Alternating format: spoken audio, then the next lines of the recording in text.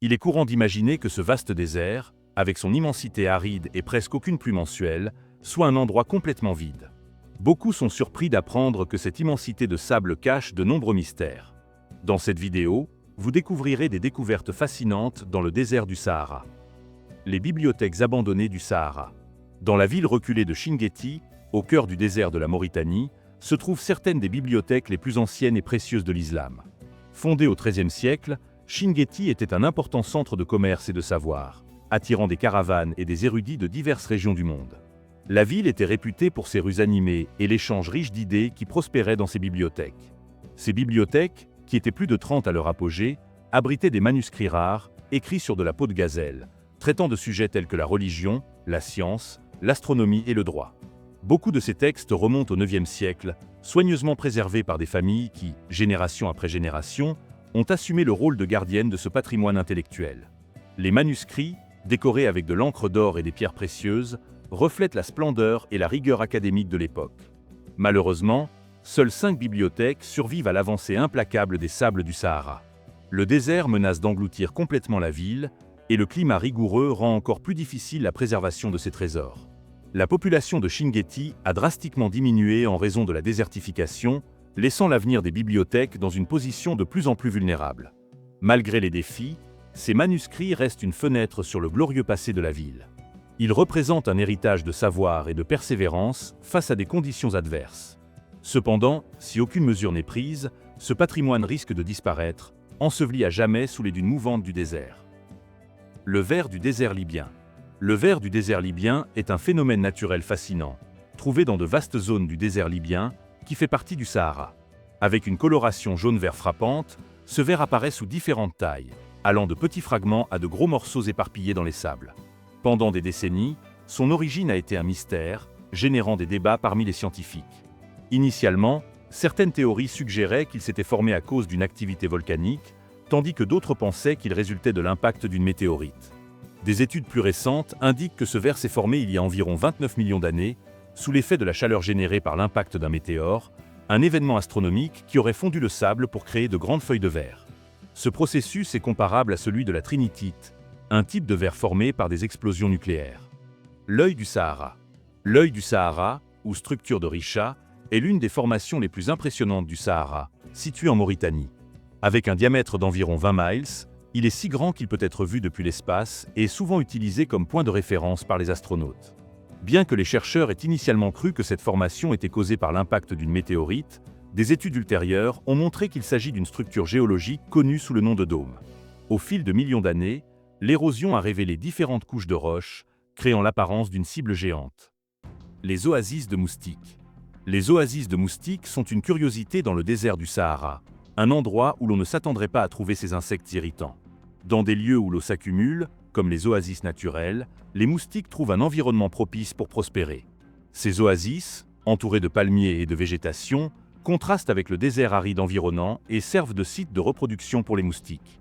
Bien qu'ils soient normalement associés à des régions tropicales, ces insectes se sont adaptés aux conditions hostiles du Sahara, démontrant l'incroyable capacité de survie de la nature. Squelettes de Gobro. Les squelettes découverts à Gobro, dans le désert du Sahara, au Niger, offrent une perspective fascinante sur l'histoire ancienne de l'humanité. Ces vestiges, mis au jour en l'an 2000, sont estimés à une période comprise entre 8000 et 10 000 ans, appartenant à 2 cultures préhistoriques distinctes, les cultures kyphiennes et ténériennes. Ces découvertes montrent comment les anciennes sociétés se sont adaptées à de grands changements environnementaux au fil des millénaires. Les Kyphiens, qui habitaient la région lorsque le Sahara était vert et fertile, étaient physiquement robustes et vivaient de la chasse et de la pêche de grands animaux aquatiques. À mesure que le climat a changé et que le Sahara a commencé à s'assécher, la culture ténérienne a émergé. Ces individus, plus élancés, montrent une adaptation à ce nouvel environnement, centré sur une vie pastorale et possiblement agricole. Les outils et poteries trouvés à côté des squelettes révèlent également l'évolution culturelle et technologique de cette transition. Avion de la Seconde Guerre mondiale. L'avion P-40 Kitiok de la Seconde Guerre mondiale a été découvert dans le désert du Sahara en 2012, après avoir disparu pendant 70 ans. Cet appareil, appartenant à la Royal Air Force, était piloté par le sergent de vol Denny Copping, qui s'est écrasé en 1942. L'avion a été retrouvé en bon état, avec son fuselage et ses ailes bien préservées malgré les décennies passées dans le désert.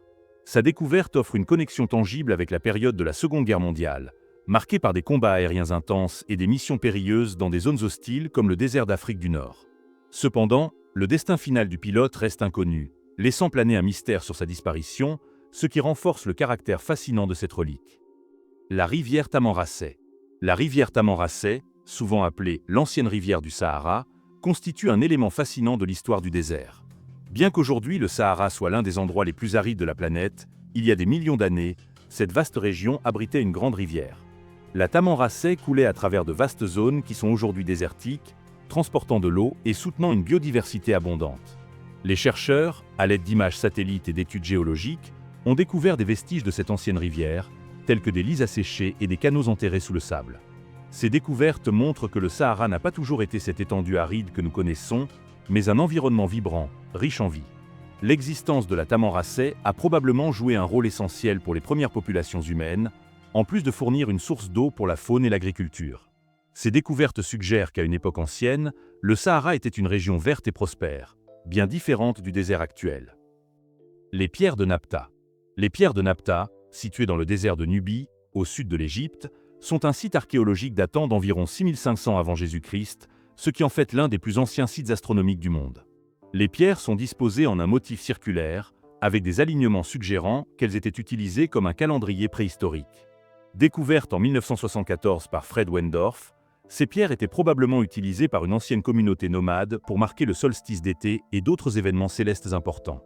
Ce qui rend ces pierres remarquables, c'est qu'elles précèdent Stonehenge de plus de 1000 ans, démontrant une compréhension avancée de l'astronomie par les premiers habitants de la région. Les Garamantes. Les fortifications construites par les Garamantes dans le désert du Sahara témoignent de manière impressionnante de la capacité d'adaptation d'une ancienne civilisation. Les Garamantes ont prospéré pendant longtemps dans la région correspondant aujourd'hui au Sahara libyen, et sont principalement connus à travers les récits grecs et romains qui les dépeignaient comme des guerriers féroces. Cependant, des découvertes archéologiques récentes révèlent une civilisation bien plus complexe. Les fortifications des Garamantes, stratégiquement situées, mettent en lumière des compétences architecturales remarquables. Ces structures faisaient partie d'un système urbain plus vaste, indiquant que la société garamante possédait une organisation politique avancée. Non seulement ils survivaient dans les conditions difficiles du désert, mais ils prospéraient également. Leurs forteresses, dont certaines disposaient de systèmes de défense sophistiqués, étaient conçues pour protéger les communautés et leurs ressources. Un aspect fascinant réside dans leur utilisation d'un système d'irrigation avancé. Ils construisaient des canaux souterrains, appelés fogara, pour extraire et distribuer l'eau rare, permettant la culture de nourriture et la subsistance de leur communauté dans un environnement extrêmement hostile. Les gravures de girafes vieilles de 10 000 ans. Les gravures de girafes datant de 10 000 ans, découvertes dans le désert du Sahara, offrent un aperçu captivant du passé lointain de la région. Ces œuvres d'art ont été trouvées parmi les sables et les roches du Sahara, témoignant de la sensibilité artistique et environnementale des anciennes populations qui y vivaient. Ces gravures ne sont pas de simples égratignures sur la roche, mais des représentations détaillées de girafes, certaines atteignant plusieurs mètres de hauteur. Ces dessins montrent que les habitants du Sahara étaient des observateurs attentifs de la nature qui les entourait, capturant la majestueuse présence des girafes, qui, à l'époque, erraient librement dans la région. Ce qui rend ces gravures particulièrement fascinantes, c'est qu'elles témoignent d'une période où le Sahara était bien plus vert et fertile. Il y a des milliers d'années, la région soutenait un écosystème diversifié où les girafes et d'autres animaux sauvages prospéraient, révélant un climat plus humide et favorable à la vie. Le Machimosaurus rex. Le Machimosaurus rex était une incroyable créature préhistorique qui habitait ce qui est aujourd'hui le désert du Sahara. Ce reptile gigantesque faisait partie d'une famille de crocodiles anciens et est considéré comme l'un des plus grands crocodiles marins jamais découverts, mesurant plus de 9 mètres de long. Le Machimosaurus rex vivait pendant le Jurassique, il y a environ 130 millions d'années. Ces fossiles, trouvés dans le Sahara, fournissent aux scientifiques des informations fascinantes sur l'évolution des reptiles marins à cette époque. La découverte de ce reptile éclaire les anciens écosystèmes de la région, qui, aujourd'hui arides, étaient à l'époque jurassique recouvertes d'un vaste océan regorgeant de vie. Le Machimosaurus rex était un prédateur redoutable, doté d'un crâne énorme et de mâchoires puissantes capables de capturer de grandes proies. Son existence rappelle que le Sahara fut autrefois un environnement marin vibrant, bien différent du désert que nous voyons aujourd'hui. Le Spinosaurus. Le Spinosaurus est l'un des dinosaures les plus intrigants jamais découverts dans le désert du Sahara, plus précisément dans la région correspondant aujourd'hui au Maroc. Ce dinosaure a vécu il y a environ 95 à 100 millions d'années, pendant le Crétacé, et sa découverte a révélé une vision fascinante du monde préhistorique de cette zone. Le Spinosaurus était un prédateur gigantesque, encore plus grand que le célèbre Tyrannosaurus rex, et il est considéré comme le plus grand dinosaure carnivore connu. Ce qui le rend unique, c'est son museau allongé, semblable à celui d'un crocodile, rempli de dents acérées, idéal pour chasser les poissons, suggérant qu'il menait une vie semi-aquatique. Contrairement à la plupart des dinosaures, le Spinosaurus semblait être adapté à la fois à la vie aquatique et terrestre. Il possédait également une grande voile sur son dos, qui aurait pu servir à réguler la température corporelle ou à attirer des partenaires. Ces caractéristiques physiques indiquent un mode de vie unique, davantage orienté vers les milieux aquatiques que terrestres, redéfinissant notre vision des dinosaures. Le fossile de baleine. Le fossile d'une baleine datant de 40 millions d'années, découvert à Wadi al-Hitan, en Égypte, est une découverte extraordinaire qui a élargi notre compréhension de l'évolution marine. Situé dans le désert occidental de l'Égypte, Wadi al-Hitan est un site classé au patrimoine mondial de l'UNESCO, célèbre pour son abondance de fossiles de baleines anciennes.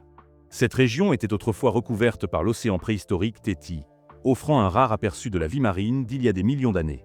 Le fossile le plus impressionnant est celui du Basilosaurus, une espèce de baleine éteinte. Le Basilosaurus est remarquable pour avoir des membres postérieurs, une caractéristique qui illustre la transition évolutive des baleines, de mammifères terrestres à créatures entièrement aquatiques, fournissant des indices sur la manière dont ces adaptations se sont produites au fil du temps. La Dame blanche. Au cœur des terres ensoleillées de la montagne Brambère, en Namibie, se trouve une énigme ancienne gravée dans la pierre, la Dame blanche. Cette peinture rupestre énigmatique, dissimulée dans l'immensité de Brambère, représente un mystère captivant de l'art préhistorique africain. La figure, représentée dans une teinte blanche distinctive, semble être en mouvement, peut-être en train de danser ou incarnant un esprit tenant un arc et des flèches à la main. Autour de cette figure centrale, une scène vivante se déploie, avec des animaux tels que des antilopes et d'autres figures humaines, certaines semblant participer à un événement ou un rituel communautaire. De plus, malgré le surnom de Dame blanche, un débat persiste sur le genre de la figure centrale. Alors que les premières interprétations suggéraient une féminité, en raison de certains traits délicats, des études ultérieures ont proposé qu'il pourrait s'agir d'un jeune homme, peut-être dans une position rituelle significative. Les discussions ne s'arrêtent pas au genre. L'essence, l'origine et l'intention de cette peinture ont été l'objet d'innombrables débats.